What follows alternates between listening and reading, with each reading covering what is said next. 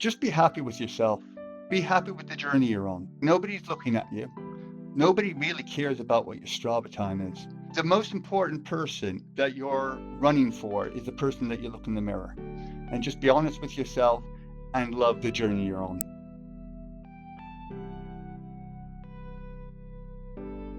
Welcome to another episode of the Extra Mile Show. My name is Floris Gierman, and on today's conversation, I'm sitting down with John BIRtCHET-SHARPE. He's one of the members of our personal best running coaching program, and he has improved significantly over the last 5 years.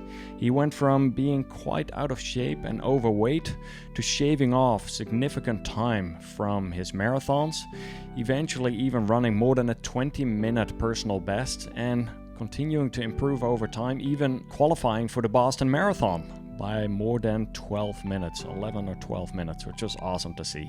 In this conversation, we're talking about low heart rate training, about how to balance family life with work life, with running, and a lot of the lessons learned from John over the years as he continued to improve.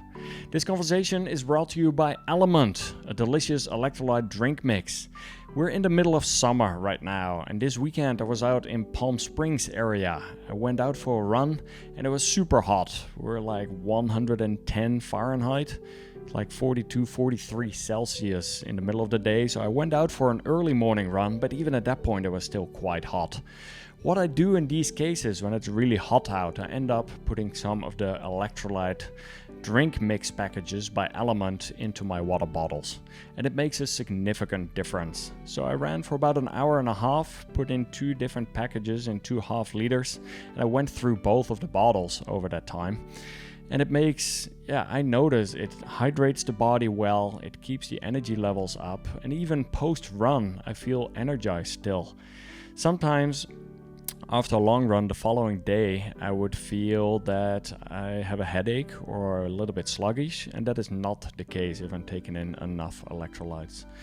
Recently they came out with a sparkling water too, which I sometimes drink before or after my runs. Right now, Element is offering my listeners a free sample pack with any order. That is 8 single-serving packages free with any Element order.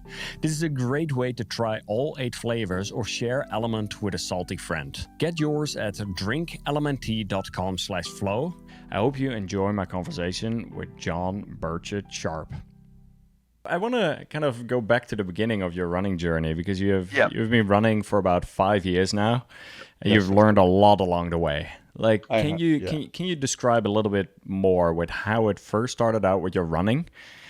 Like why did you first get into running, and how did that kind of go along the way, or some of the things you learned along the way? Right. Okay. I first got into running. It was a suggestion from my wife. And the reason is that I used to do another sport. Yeah, I used to cycle, and I had a bad accident, and it was the 3rd accident which broke my humerus. If you look, you can pick it up in the camera, and it goes back. It's shattered. It's also about 1.5 inches light, smaller than this. So that is rough. Yeah, it's kind of bad. I had in the end, I had an external scaffold for nearly 2.5 years. But that's brilliant. It's an old Russian method of building bones, and it allowed me to go to the gym at least. And that, because I was able to go to the gym and do light work, I think I did rowing and a lot of stuff like that. It allowed blood flow to get into the area, which allowed repair. Because normal surgery, including using, they have that chemical now that they mix with your bone marrow and stuff to try, that wouldn't work. It basically was, it was the 3rd break, and your bone goes like marble, and the blood vessels die off. So anyway, it was really good, but I could never basically I couldn't race again. I can't break the arm again. So I was in an emotional doldrum. I'm a husband, I'm a family guy, I'm a worker. I always had more. I've always needed more. It's not enough. I need more. And my out was at that time for nearly 10 years was cycling. Yeah, that was my freedom. Because of as a child, I had asthma, quite bad, and so I never ran. The idea of run was wheezing, the psychological, wheezing and that bloody copper taste, and no, I didn't want to do anything to do with that. But my wife said, "Well, why don't you go try run?" And my stepdaughter's dad just done the Ironman. Yeah, so I'm in my 40s, in my late 40s. And I thought, oh, that's really kind of cool. But of course, I'd have to run. And then my younger sister, who lives over in California, started doing something called the Spartan races. I don't know, the obstacle course racing. A guy called Joe runs it over there, doesn't he? Spartan races. And she was doing really well, and it kind of inspired me. Between that and Fiona's suggestion to you've got to do something, because unfortunately I'm one of those people that if I don't do anything, I get fat. And I'd gone from when I was cycling at the time, I'm going to try to convert it to pounds that you understand. I went from about 170 pounds to about 222 pounds in a two-year period. And Right on. And this was after you stopped cycling? yeah. Just and that's just eating normal. I don't do cookie dough and things like that. It's just, I mean, I eat. I like food. I cook, so I like food, but it wasn't hugely amount. My big weakness is bread. I like bread, especially bread. It's just You're so magic. Euro. Yeah, no, I know. Anyway, I get that. So I yeah, I really stuck. I went to the gym and I started weight training. And like I said, doing this thing, it helped. And in 2015, sorry, so my accident was in June 2013. In 2015, I got my scaffolding off, and I was able to do stuff. I got a personal trainer and started doing. And I've always, even from a young kid, I build muscle quick. I'm more rugby shape or not quite American football, rugby shape than soccer player shape. Is just my nature. Um, so I started lifting weights and stuff like that, and then I started doing the running machine for my cardio, and before and then after. And around that whole time, I'm doing that, so a year, but I didn't lose any weight. I just got more solid. I got more cut. I lost body fat, but I was getting big. It is so interesting you're saying this, though. I will get back to it in a minute. But so with skateboarding, I broke my left wrist 6 times. I have like a bunch of pins in it and all that stuff. And literally one of the main reasons I didn't really get into strength training early on was that my left wrist would always hurt. If I would be doing certain exercises, it would always hurt to a point that I really had to build it up gradually and really slowly but surely strengthen it with a lot of one arm exercise at the time. And all the supporting muscles. Yeah, it's weird. You have to think about that. And this has kind of helped me with my um my current regime, muscle regime with running, because I think of supporting. So when I visualize, I don't know if it really means anything. I'm not into spiritualism or anything like that, but I visualize building the muscles around the knees and around the ankles, and touch wood. Besides that hip problem that introduced me to you, I've never had any problems since. So yeah. Anyway, I did the gym. Let's go back because I skip around. I did the gym. Ashley was doing really well, starting to medal and stuff in age group for the Spartan thing. I thought, well, I'll give it a go because I'm a strong lad, so I can do it, and I can't run very well, but I'll just give it a go, and I did. So I did the first one with a sprint, and I traveled all the way up to Scotland, and the sprint is only 5K. And I shouldn't, for all the people, I'm not trying to brag, but if you're a regular runner, 5K, that's a park run. It's for 3 miles is a start sort of thing. So a 5K, oh, killed me. 20 obstacles, but I did it.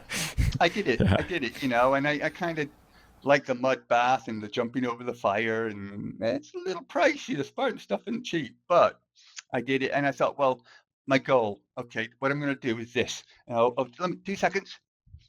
This is what I wanted, yeah, and this is called a trifecta, yeah, and it's doing all three of their main distances. So that's a half marathon basically with 30 obstacles. That is, I think, 10K with 25, and that is a sprint, which is a 5K with 20. But you have to do it in a year, and you get a medal, and you get invited to. So that's what I went. 2019, that was my focus, and I did that. Yeah, I did it, and it was good. However, the weaknesses with the arm really showed. I could do well, and I think, like I said, in the last time I did the half marathon one, and I think I came 10th for age group. But the problem is how it works is that for every obstacle you miss, you have to do 30 burpees. And they're military burpees, so it's jump and then down and press and stuff, which funny enough, I do that's one of my main fitness routines now. But then I had to do it, and that slows you down because even if you're fit at doing it, it's still 2, 3, 4 minutes. And I was giving him, well, in that last one, I ended up giving him 120 burpees because anything got to do with monkey bars, my arm just it's not weakness. My arm, I mean, I could do loads of pull-up or, but it just won't go over that. And so I thought, what am I going to do here? And then I saw that he had something called the Trail Series. And then that got me looking at running and stuff. And I thought, well, I don't have to do their Trail Series. I'm in the UK. There's trail running all over the place. So I started just going out and hitting the local roads, and we've got local hills. We've got something called the Pennines in Britain, which is like a spine of high hills. We don't really have mountains. A little bit in the Lake District, a bit in Wales, and a bit in Scotland, but we do have high hills, and what we do have is extreme gradients. Yeah, so we won't have 10,000 feet, but what we will have is 25 to 30 vert. Yeah, much like Italy shooting and things straight like up, that. like Exactly. yeah. So I started running that, but it was always high. Yeah, I don't think during that time, looking back on it now, I don't think I ever got past 9-minute miles. And that's not a target. It shouldn't be a target, much like speeding. It shouldn't be a target. I'm just telling you with reflection, I was always close to wheezing, at that time. Now I don't have it was childhood asthma. By the time I was 16, it was over.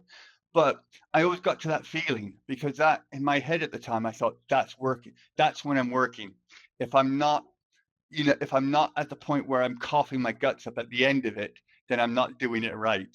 And that's it. And you get, That is a very interesting observation, though, that you can see that now, because I yeah, think a lot of people have that understanding still of like you're not working out unless you're breathing heavy, unless you're putting in a hard effort, unless you come yeah, back and you feel like you're dying, like that whole no pain no gain mentality that we often talk yeah, about. yeah, yeah. It's a very very common understanding of Yeah. athletes, not just in the beginning phases, even in the later phases, that people Yeah, I yeah. agree.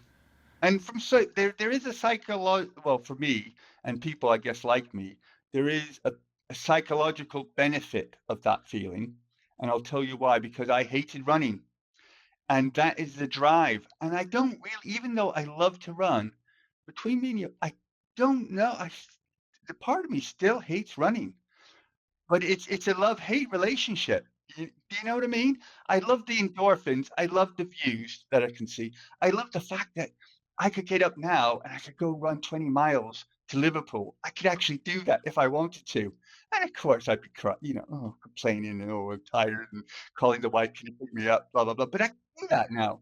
That's something I never thought I could do, and that is an amazing thing. Or we could take it easy and we'd go 100.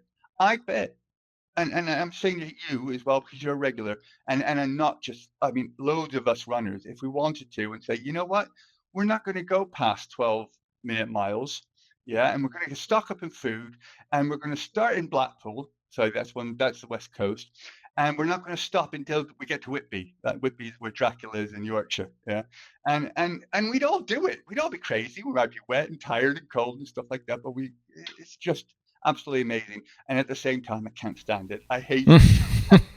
It's a really strange thing. But that's the motivation, and there's an element of it. I'm not a David Goggins type person. I've had my own journey. That's how he deals with his own journey. But there are elements of his psychology and elements in his literature that he wrote that I understand.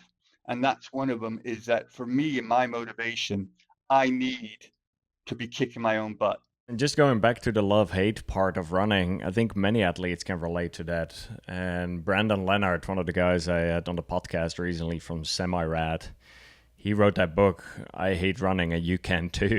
And I thought it was so clever because yeah, there's elements of joy in it, and there's elements of challenge, and there's tough parts, and sometimes like you really get down, and like both mentally, physically, but then you're sometimes able to find a second round of wind, and then you feel on top of the world again. And sometimes they can happen multiple times throughout a run, and sometimes there's a period of time that things just don't click, and several days or several weeks or months even that the training doesn't go according to plan.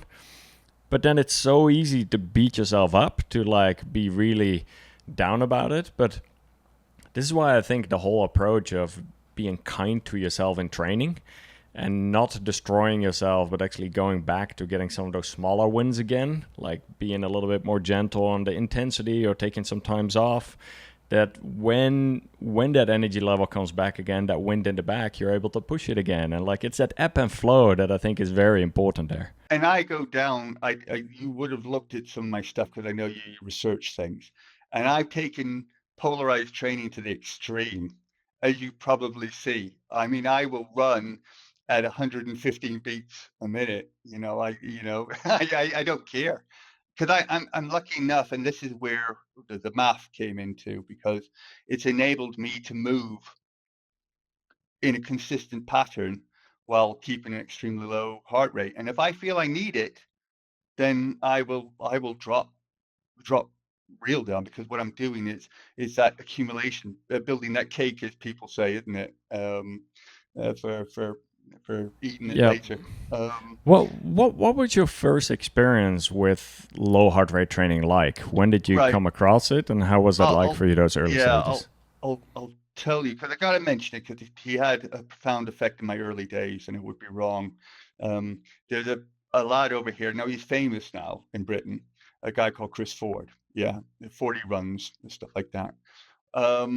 Now, in the early days of the 40 runs, they weren't that big. I actually got in touch with Chris. You have to do a charity run up a mountain and back for a children's charity.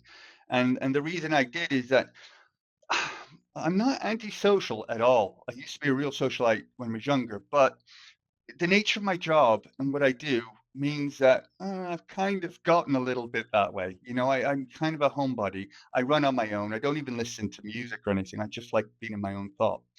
Um, but and I was a bit intimidated by the whole running club system over here, which in Britain, is the running club, how it works. And now I understand it. I'm much more comfortable with it. But we don't have the collegiate system you guys have over in the US. So to the running, the people that are into athletics and stuff, they go through the club system. Okay. Now, being a later weighty person, I don't want to insult people, but someone who's a bit more padded and definitely can't run very quickly, I was really intimidated. And Chris's ethos was very much the everyday runner, still is. Yeah. Um, and I felt comfortable within that group, learning how to. Anyway, I was running. Unfortunately, at the time, I was still pushing it though. Chris is a qualified coach, and he gave me some basic pointers and stuff like that. And I was training for Manchester Marathon. I did Manchester Marathon just under 4 hours. Yeah, but I didn't know my nutrition properly. I didn't listen properly to some of the instructions he was giving me. So I had to go to the toilet during the time, and that's very uncomfortable. 5-6 miles needing to go to the toilet. And what it made it worse is that the porta-johns, whatever you call the portaloos, yeah. When I got to the one that I got to, there was construction workers using it. Oh, sorry, mate. So I'm having to wait while people are running past me. Yeah. Anyway, so yeah, I got in. I missed the target of what I was after, which was 3:45. But yeah, that was fine. Anyway, I carried on running on the plan, the basic outlay plan. And now I'll have to be honest with it. Chris wasn't my coach. He was a friend, and he gave me advice, and I had a few sessions. I did have a few paid sessions, but he wasn't my coach. So my positives or my negatives weren't directly down to me. Yeah. Anyway, I was pushing speed quick. I wanted to do Edinburgh. I think it was like 6-7 weeks after Manchester. So I had no downtime. Didn't give myself any downtime. At this time, I'm 50 years old. Yeah, I'm 50 years old, and at that time, I was about 200 pounds. Yeah, so I'm da da da. Anyway, within 2 weeks, I go try to run a 7 minute mile. Yeah, and I'm been training at 8:45, 9 minute miles. Oh, I get this weird pinch in my hip. What's going on? I ignore it. I'm in vapor flies. Oh, I can go faster. It gets worse and worse. It knackered me. I had to go to physio and stuff like that. And I thought, well, I can't do this. I had 4 weeks, 4 or 5 weeks where I couldn't run. I'd already bought the hotel for Edinburgh and stuff like that. So we ended up going to the holiday, me and Fiona, and I watched some of the 4D people and some other people I know run, but I was just, out of it. And I thought, oh no, I've done it again. I can't run. And the same, it really brought me low. Not the normal, oh, you're injured, you're out. I had no idea because I have no idea about running. And I thought I'd done the same thing as the arm. I thought I can't cycle, can't. I know what I'm going to do. I'm going to get fat playing PlayStation for the rest of my life. That's my idea. I was really depressed. And again, Fiona's far more rational than I am. And she's saying, John, go to a physio, just go to a professional because I'm trying all this stuff and I bought a gun and I'm going to do all this stuff and it's not getting better. And I'm going out after 4 days rest, thinking there's going to be a change. So I went to the physio and my brother-in-law had bought me 2 books. And the 2 books, 2 seconds, the 2 books that he got me was this and this. And I couldn't run. Hold So I on. had So these so two books, what Born to Run and the Born to maffetone Run method. and the methadone method. Yeah. So I had these 2 books to read. I thought, I don't know, I'm never going to be able to read again, run again. But they're the 2 books. And that's how I got introduced to the maffetone method. And it was a strange thing. So when I started getting back, it took about 5 weeks of doing regular physio training. And some of those exercises I still incorporate now to get back and running. But I didn't go back to running the same way. I basically shredded any plans, any online plans, all that stuff. I shredded, and Chris, God love him, and it works for loads of people. But put his stuff all in the bin. I'm starting afresh. Yeah, I'm starting afresh, and it's going to be Manchester the following year, and that's the thing. And I was watching YouTube. I was a huge eater. YouTube is my television. Yeah, or definitely was. It's been cut down. Say for me as well. Don't. Yeah. Yeah, So that's it. everything and anything. Yeah, all anything got to do with athletics or running stuff like that. I wanted it all. I wanted to understand everything. And I saw this was summer, so this was end of May, and I saw Kafusi's recap of his LA marathon. And it nearly brought me to tears because I understood the thing, and I saw 2 people with him. I'm thinking at the end, pushing him through, I was thinking, "Who are these people? What's going on? These must be his best mates. This is brilliant. This is amazing." And it's through there I found the Extra Milist, your productions, and then through there I found the program. I'd already started putting maffetone method into balance in a sort of a run walk thing, not jeffing, not doing the jeff thing, but making sure everything was just calm. Uh, using at that time, I think my math score was up to 129. Sorry, I think it was 129. Yeah, something like that. So 119, that was 129. 180 minus your age without Yeah, any it's a adjustments, standard. just Oh, no simple. Yep. adjustments, just Yep. that. Yeah. Um, And I thought, now I did cheat a little bit because I should have -5. And I thought, well, my injury wasn't operational. I don't have any cold. My HRV is fine and all that sort of stuff. Maybe I can get by. And I got by. And basically, I think in June, late June, so about 6 weeks later, I got onto the program and just started using your program for the base. And I stuck to it pretty religiously. It's weird though because the body changes. It goes ups and downs. So I initially, because I was already on track, I saw quite a few bit of improvement, and then it dropped. Yeah, it dropped. And I was thinking, am I am I fudging it? Was I fudging the improvement? I Because there was a few times where there's an Adidas shoe called a Takumi Sen 8. Yeah, well, other things are up there too, but it's a great shoe. Yeah, but doing a math test in that is a big difference from using my Ghost 14, you know? No, no So apples to apples on that. exactly. So there's, you can fudge it, and I'm thinking, "What am I doing? What am I doing?" And that's when I started coming to the realization that and again, nothing I know, Ed and the Ford Runner, I speak to, by Instagram and stuff. They're all great people. I love the running community.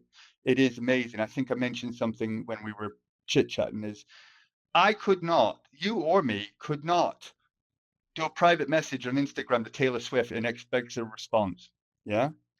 But I can guarantee you at least 1 out of 5 I could ask something of in fact, I've got a video of Stephen Scullion with Paul saying, "John, have a great marathon, get on with it." What other sport or thing can we do that in? I mean, that is amazing. I've got that, that saved in the gold dust. But the fact is that, I there are people, Matt Fox is, I've had chats with him before. I'm no, but I'm a 55-year-old, you know, broken British stroke American, somewhere in a small town up in the northwest of England, but people will reach out and that including yourself, and we can have chats because we're all human and we all love the same pastime and we're all striving to be the best we can within the envelope that we have. And that's again, sorry, I'm jumping around, but No, and I, it and I think that's the beauty of the running community, though. And like I remember when the reason why I wanted to have this chat with you too is that you are like you've learned a lot of things along your way. Like you've gone through several different challenges, you've overcome challenges, you've improved in your health, you've improved in your running, but also like we would see each other quite frequent on Zoom. You would just come yeah, in yeah, and yeah, like yeah, we would have a chat. Sometimes you would be in there and you would just give us an update of this is what's going right in training, or this is what I'm struggling with at this point, or this didn't go according to plan, or like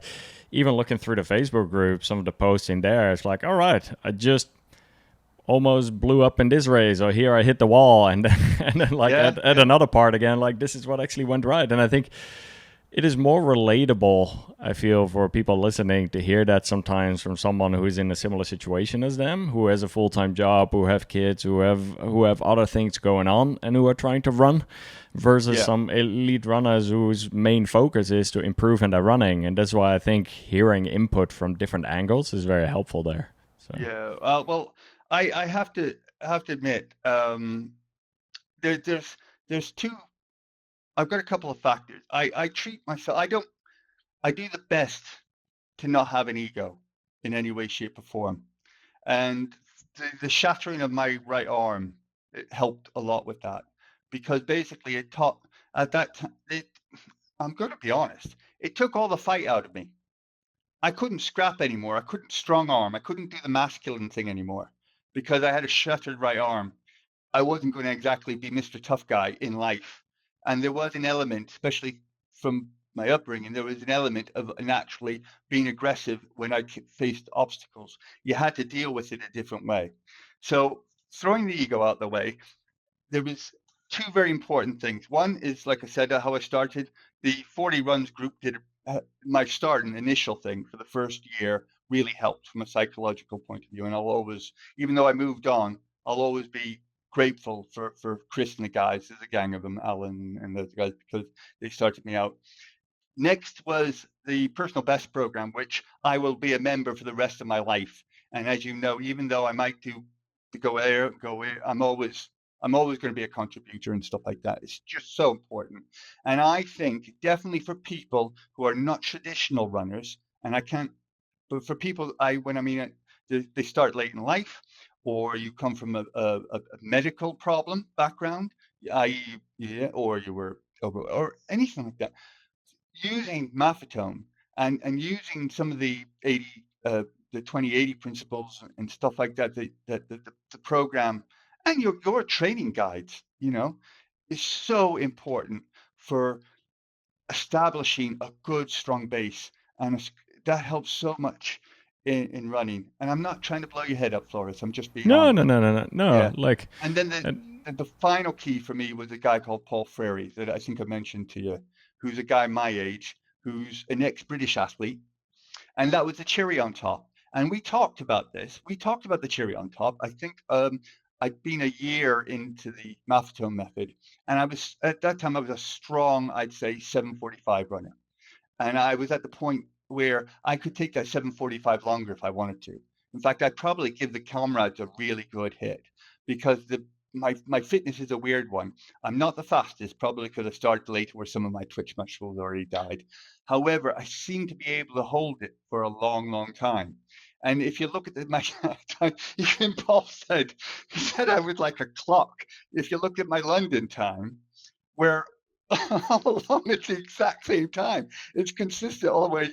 In fact, isn't the first mile and the last mile exactly the same? I think so. The first segment and the last segment, and I could have gone another 5 miles at that rate, uh, and it's because I think I was 7:48 anyway. I was talking to you, and you said about the speed training.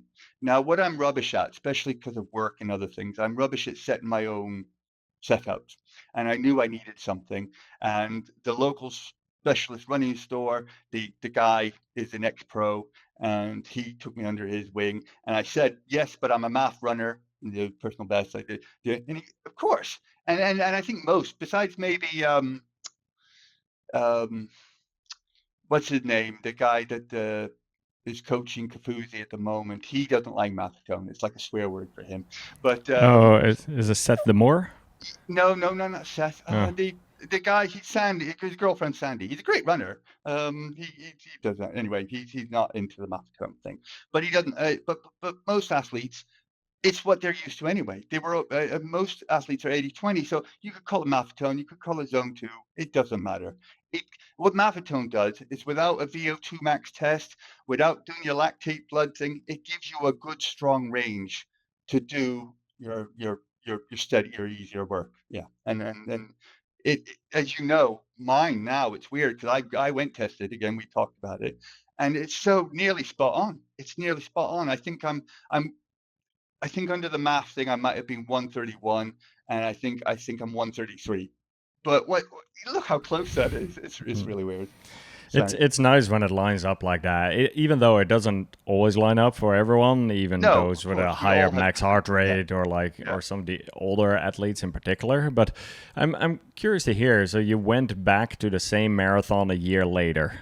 I did. Yes. Tell us a Okay. little bit more about the difference after going through low heart rate and Yeah, yeah, adding in some higher intensity at the right yeah. time. I did the race. Um, I don't think I did a negative split, but I think I managed to. It was a huge difference. I didn't know what time I was running. I look at heart rate. I don't look at times. I won't have paces on my. I cut that. I don't. There's not one race I've ever done a pace. Now I've had pacers. I've had Paul pace me 2 races, and I did really well. But I never look at pace myself. I just look at heart rate, where I don't allow myself to go over a certain limit. So I didn't know how I was doing. I saw Paul at 10 miles, and he goes, "Go on, you're doing great." I said, "All right." He knew I did a 3:51, so we were just looking at 3:30. And I think I ended up going, in fact, I forget the time. Let me just head check. I did a 3:29:37. So I broke Wow. 30. Yeah. That was, in 1 year, that was a big difference. And I was still 197 pounds, I So was, that was what 20 plus minutes off your previous one. yeah, that was huge. Yeah. Yeah. I couldn't believe that. There was a big difference. So that was a big jump.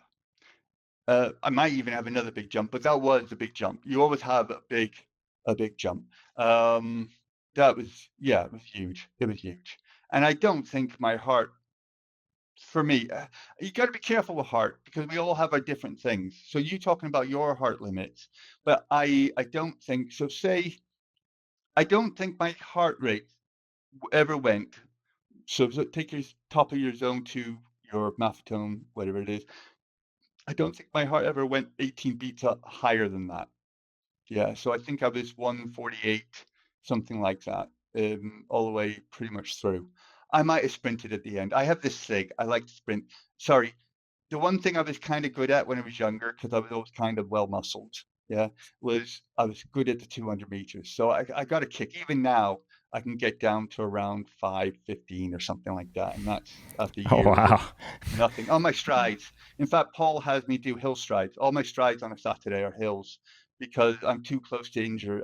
I'm going to pop something if I do on a straight, you know. So last time That I did.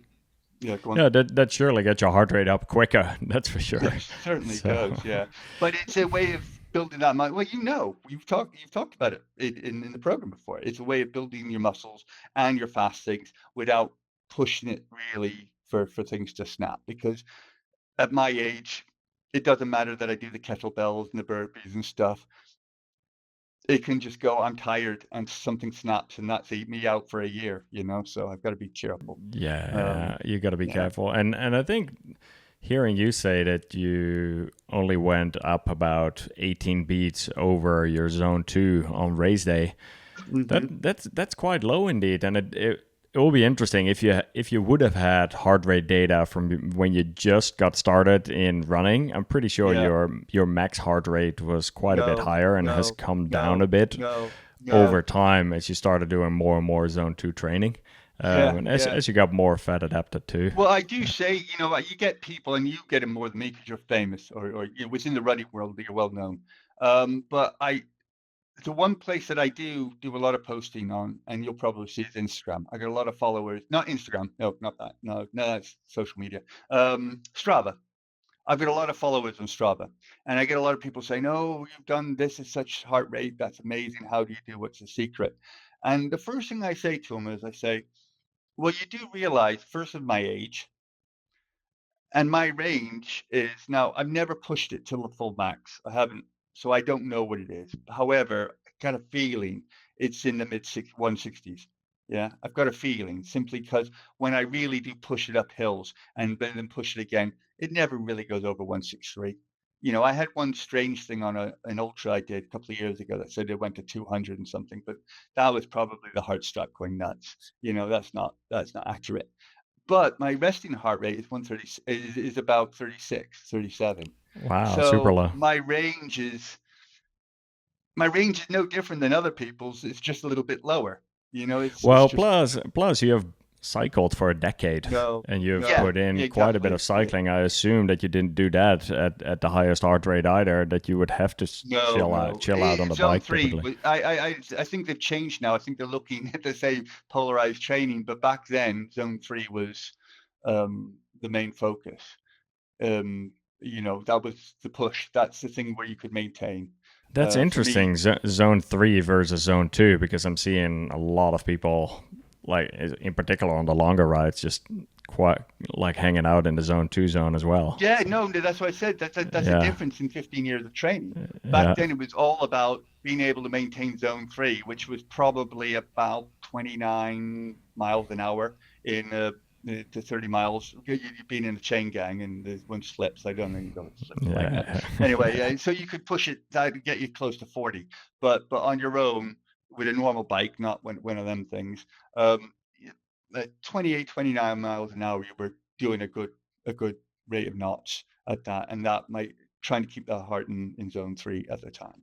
When you look back now, John, at what you know now from running and what you knew when you first got into it 5 years ago, what is some advice to your younger self or to other people listening just getting into running? First, the speed will come. Be patient. Patience is the biggest. It's the most important thing. Whether they go down the route we did with maffetone, or whether they're doing a traditional thing with a coach with lots of different reps and overs and unders and all that sort of stuff. Really patience. Don't rush to get where you need to get. You will get there. Um, Also, we're capable of more than we think we are. That's another thing. Don't don't don't set a roof on your ambitions. Forget that. Keep it loose. What I do is I keep it. I keep it. Kind of think of it. Yeah, I keep it loose. Yeah, I have an ambition, but if I don't actually make that time, I'm not that bothered because you know what? I'm going to do it again. I'm going to do it later. It's going to happen. Just yeah. Does that make sense? I know it's not black and white what I'm telling you, but it's It it's absolutely how I does, and feel. I'm glad you're saying that, because I think a lot of people think too small, but they think very short term too. Short term, and that's the society we're in at the moment. We can't help it. We've got the same.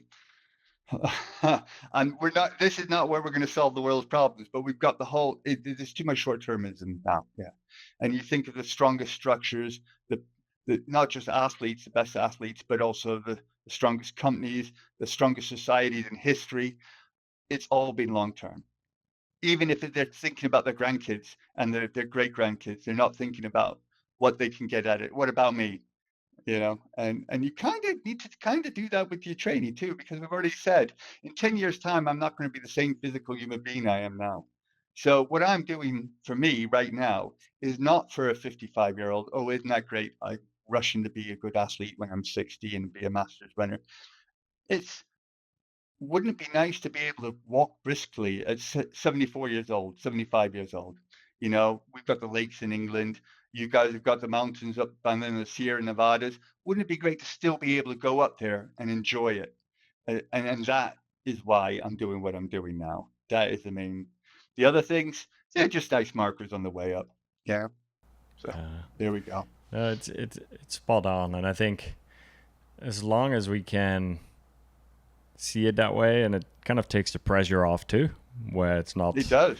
when we can set goals 3 years out, 5 years out, 10 years out versus next week, next month. I see a lot of people. I literally got an email the other day from someone who said, Floris, how much would you charge me to make me a plan so that in 3 months I can run this race in this time? This is what I did last time. And I was like, I don't think we're the right fit for each other. Like it really is like time is just one of the elements. It's like let's focus on rephrasing that as in like let's be a healthy, strong athlete Yeah. and zoom out some of our timeline. And of course, you might surprise yourself what you're able to do in 3 months, but don't have that expectation of like you either make it and it's good and you fail and it's not Yeah. good. It's like no, Yeah. let's gradually improve over time and be And patient in that process. I've got to remind myself of that sometimes. I was so ashamed of my performance last Sunday because I thought I'd let Paul down. Basically, he came out to pace me, and I thought, and yourself because you've got a lot of friends in the running community. To have somebody who definitely was who used to get paid a load of money to pace really, superstar type people, to just come out of the goodness of his own heart. I don't know, I wouldn't pay, I couldn't afford just to pace me. I mean, I know we're friends, so he didn't need to, but he did. And to let him down, to drop those couple of minutes, and I just felt so bad. And he was just so cool about it. I said, I'll do it next time. I've got a big my goal race is Cardiff. I'm starting something called the Super Half Series. Now, something in Europe that's starting to happen. There's 6 half marathons in wonderful places, and Cardiff is the first one. Cardiff is the capital of Wales. That's the first one. And besides Boston, which is of course going to be in April, and I know you're a big marathon guy, I can't afford to do. I'll be honest. The thing that you've just finished, the The six, the world majors, yeah. the world majors. I can afford that. So Boston's always been my thing because Boston's the one you can't cheat at. And sorry, I don't mean cheat, but you know what I mean. You need to hit a time. Yeah, you can't. Oh, unless you're an influencer. Let's be honest. Influencers get magic tickets, But if you're Well, not in a I really didn't get those. I can tell you that much. It I was like noticed, yeah, you had after to do all of them at sub threes, and you still didn't get them. after 10 years, I ended up just paying the full free through like a travel agency to get it done. But Yeah. yeah, No, I can't afford to do Tokyo, and maybe one day I'll do Chicago on my way because I'll go to the States. I see my family every couple of years, but New York was a big expense, and Boston is going to be done on the cheap. Basically, my wife's not coming, and I'm going to do. We don't have standbys, but I'm going to do the cheapest flight possible. And I'm a member of the Tracksmith Here Club, so I'll get my free bus to the end and all that sort of stuff. and that's fine. I'm not saying it's, there's a lot of great races. You don't need to be wealthy. You don't need to do any major to do great marathons. It's just where you live. We live. But I won't. So Boston will probably be my last of the major marathons. But the super halves is easier for me. It's all in Europe. You're talking about, I don't want to be an advertisement for them, but places like Lisbon and Valencia and Berlin, and it's going to be great. Me and the wife can come. We can have a day off each side of the weekend, and we can make it. And the half doesn't beat you up like the marathon. Yeah, you can actually still It, walk after, and yeah. of course you can, even if you do a hard one.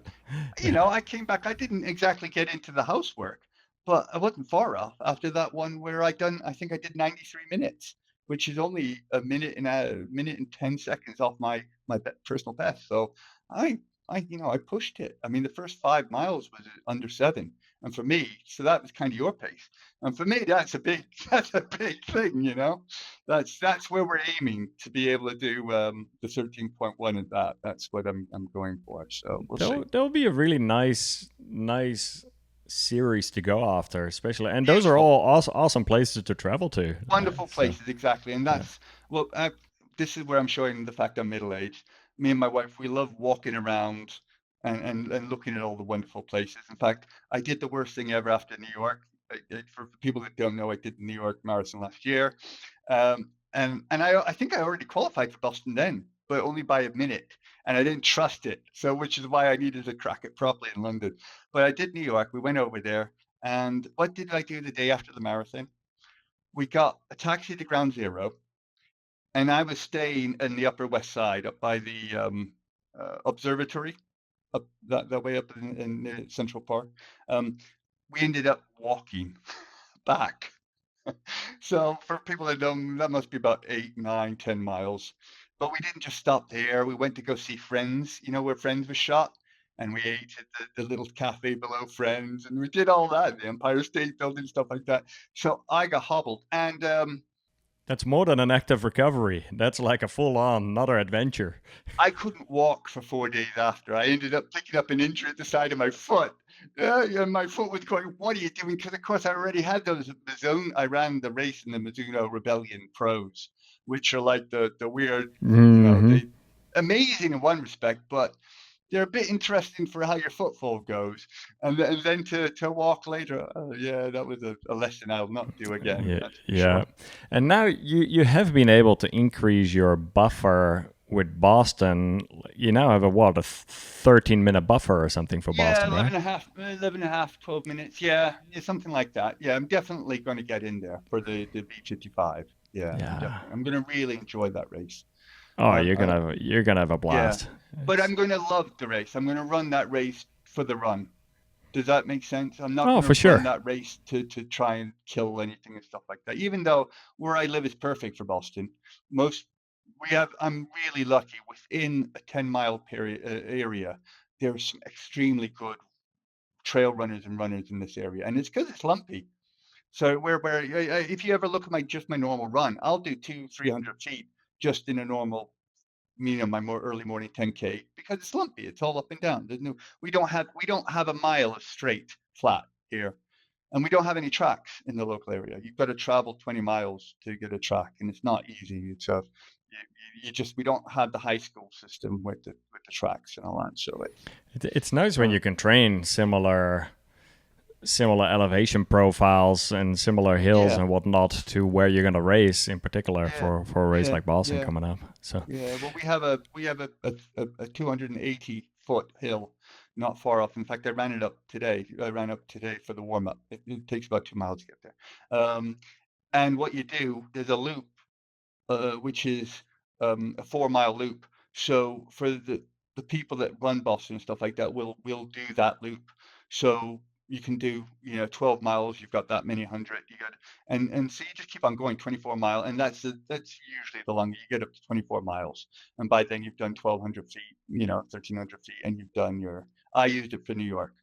That's why I could carry on. I didn't stop. You just could carry on running. Just and then all of a sudden you experience a bridge in New York or a hill in Boston, and it's not that bad when you've done no. plenty of Well, hill it's training. still bad, but exactly. You just carry on. Yeah. And New York was a real eye opener for me. I was really surprised. Some people that based on looks, you'd think, they're super runners. They must be flying by there. And then, of course, you've got Thomas's wife, Meg, and she's smiling and laughing to everybody, nearly running the three, Yeah. That destroyed me. I was at mile 16 when they caught up to me, and for a while we were running the same pace. And I think it's that tough bridge before you get to the corner where everybody's shouting. And to watch those two, Megan and Megan, and they're just smiling and laughing and saying hello to everybody, and I'm going, "Oh my word!" My hips are going, "Whoa, no!" I love it. I love it. And I got a shout out. He gave me Thomas. Again, he's famous in the running world, and I'm a nobody. He ended up giving me a coat. When I got because I was flying from England, I couldn't get to New York until the last day of the expo, and by then they didn't have any jackets left. They didn't even have any tops left. I think they gave me a women's extra large that I've given to charity. I was really upset. That's all I wanted. I like my jacket and I like my medal. I don't care about any of the other paraphernalia, but I like my jacket, my medal.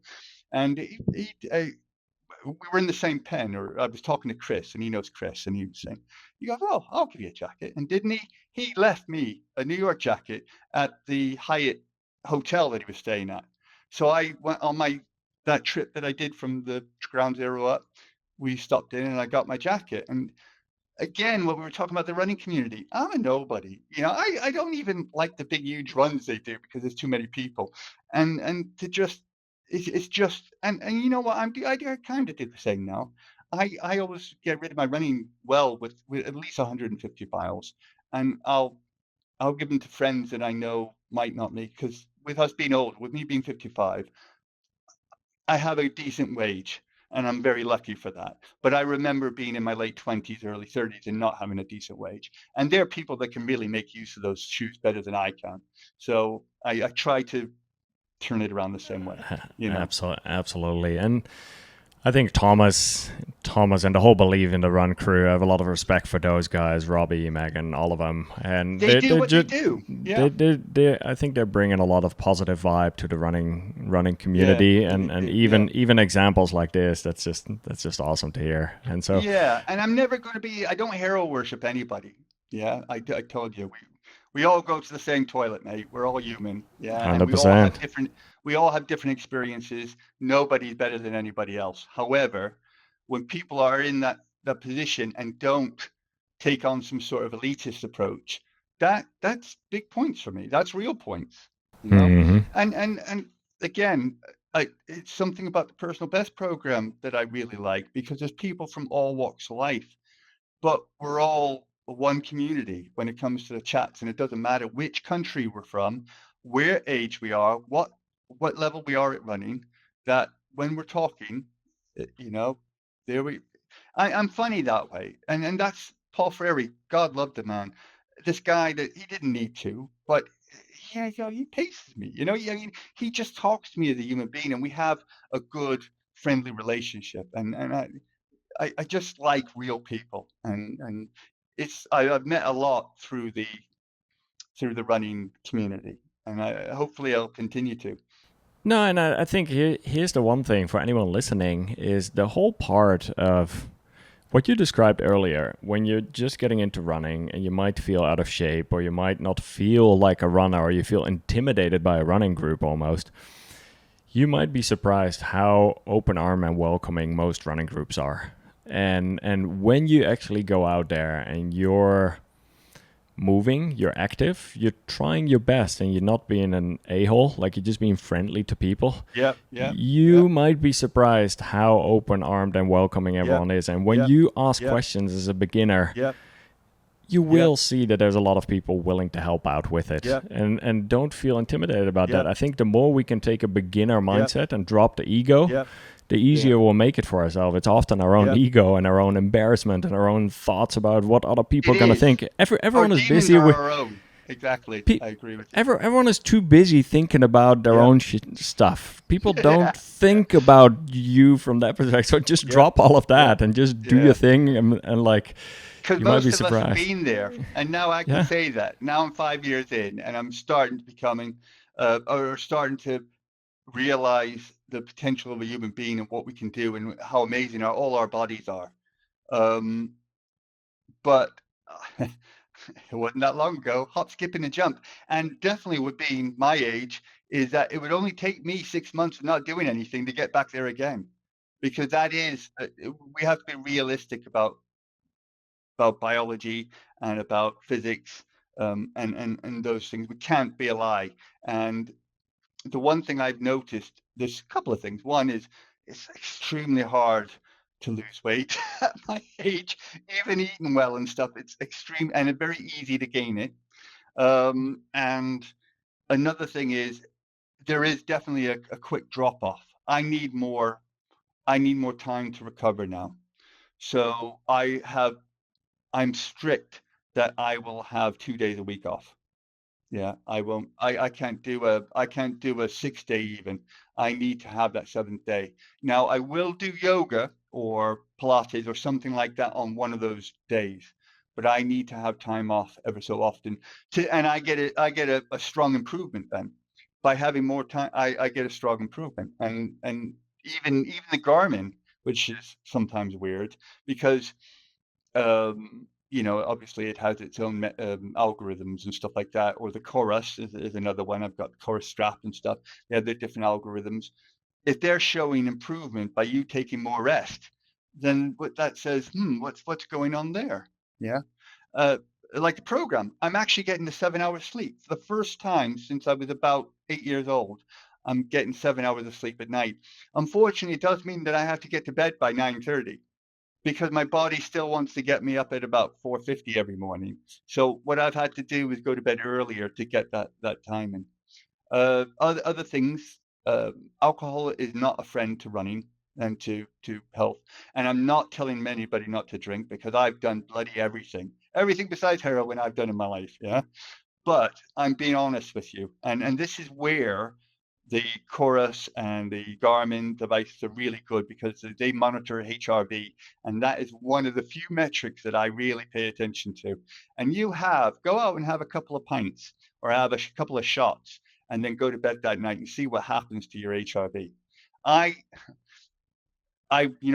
this weekend I was at a family event and I had a couple of ciders. It was down in Hereford. That's one of the famous places we have alcoholic cider over here. We don't, it's not a pop drink, it's alcoholic. Hard cider, you call it. And anyway, I had a couple of ciders and my heart HRV hasn't dropped that low since I've had a COVID shot.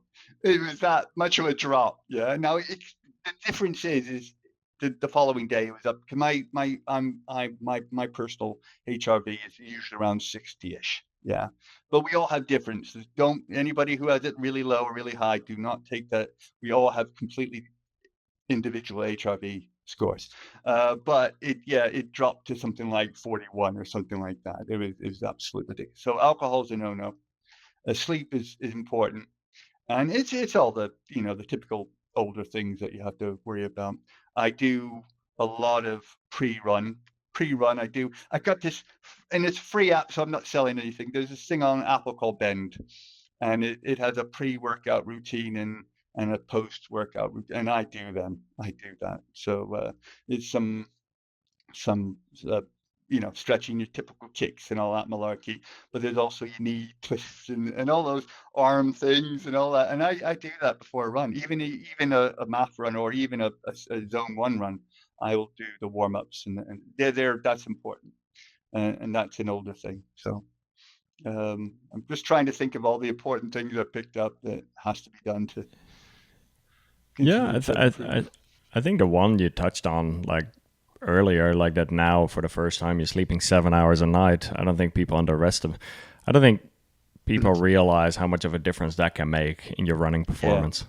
No, and once you start seeing sleep as training and not feeling guilty to sleep 7-8 hours a night, because I just see people like, then I can't do this, that. It's like that is part of your training. See that as as training for running, training for health, training for life, just to be able to handle it all.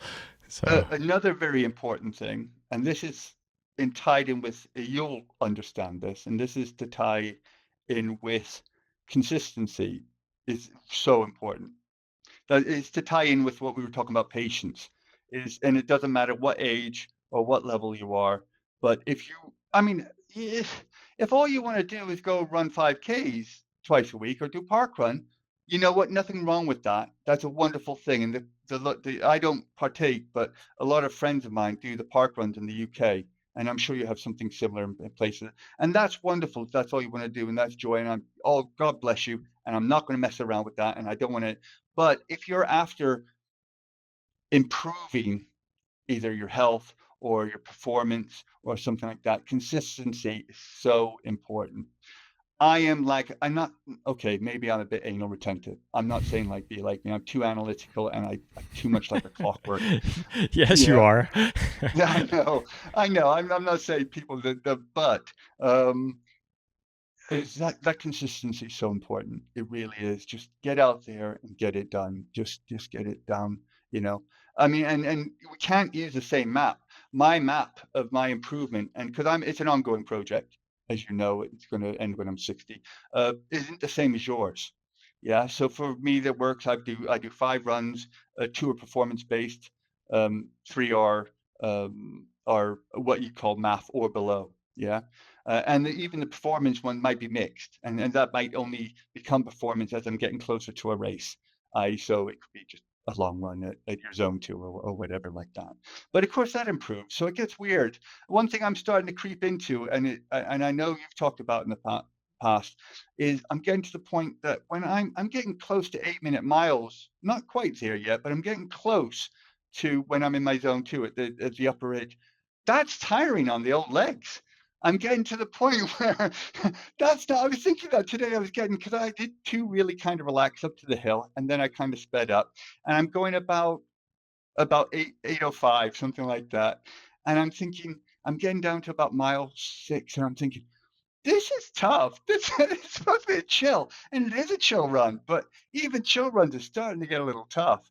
So people that are on the journey, be warned. It gets to the point where it's, yeah. Yeah, and I think No. it also depends to some extent what running volume you're doing. Like if Mm, there's someone running twice a week, indeed, you can get away with you higher can. intensity and still Yeah. recover. Yet Yeah. when you're running 5 days a week, you already do some speed work as part of that, and then you're Yeah. doing some low intensity. But even then, yeah, it's that fine balance. But here's the interesting thing though, and I do respect this from your perspective. When seeing your journey over the last few years and going back to some of the previous Facebook posts that I've seen Yeah, you of course. put in Yeah, yeah, put in the group, at one yeah, point you wrote like, I was feeling off and I actually decided to take a week off from running, yeah, which I yeah. think that part, a lot of people are so afraid to lose fitness after not running for 1 or 2 days. Where it's like sometimes the body needs to No, recharge. Sometimes you just no, need to it step does. back and And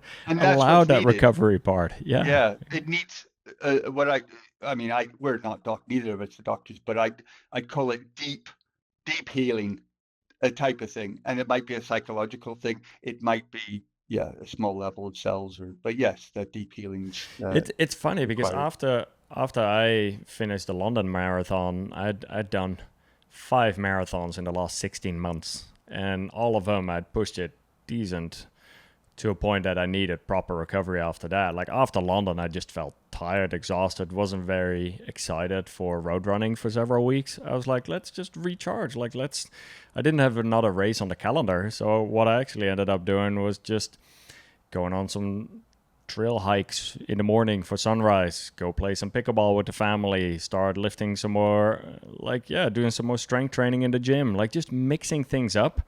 And sure enough, last week I felt really excited to run again. So on Tuesday, I went for a nice 10 miler on the trails. I actually pushed it pretty hard. I was in Palm Springs this week. It was freaking 35 degrees or Oh, something. I was gonna say hot. It was like Dry but hot. Yeah. it was like Wow. it got up to 43 in the afternoon, and so whatever that was, 112 Well, Fahrenheit. there's no problem with that lovely white complexion you've got. Going away. So we ended up running early in the morning, but still, like, just following your intuition of what excites you, and like Yeah. certain stages, it's gonna change over time too, and not be too married to your same routine, your same running route, Yeah. your same days, but mixing things up and following your excitement is Running important. is our main focus, but it's not. It's only part of the journey. There's so much more, and so more attributes and stuff like that. And we got to say, the buzz you get from it though, when that run that hits, there's nothing else like it. There is not. Well, I can guarantee you guys, there's not an artificial substitute. Yeah, that there's nothing better than that. It's probably similar to the pump that weightlifters get and the adrenaline of the win for those people that are lucky enough to win or something like that. But there's nothing healthy, extremely healthy than that buzz you get. Any closing thoughts? Any other advice for recreational runners looking to become a stronger, healthier, happier athlete out there? Just be happy with yourself. Be happy with the journey you're on. Yeah, you've got nobody's looking at you. Nobody really cares about what your Strava time is. Nobody. No, the most important person that you're running for is the person that you look in the mirror, and just be honest with yourself and love the journey you're on. That's my closing. Nothing else than that. Okay. That was spot on. That was really good. Good. I like that. I think, yeah, the way we see ourselves, and even earlier what you were saying, like, it's so easy to beat yourself up and be kind to other people, but to actually be kind to yourself. And like to be patient and consistent and be happy with the journey you're on. That's spot on, man. John is awesome, and I really appreciate how honest and open he is to share his different experiences. To learn more about the Personal Best program, a running coaching program that John is also a part of, check out pbprogram.com. It's an awesome, supportive community. Many of our podcast guests from the Extra Mile Show are actually a member of this community as well, and it's really nice to see how everyone is helping each other out. Runners of all different levels there coming together. So yeah, that is pbprogram.com. I would love to hear from you. What was your favorite lesson, takeaway, or quote from this episode? Please let me know in the comments on YouTube. All right, have fun out there on your runs. Bye now.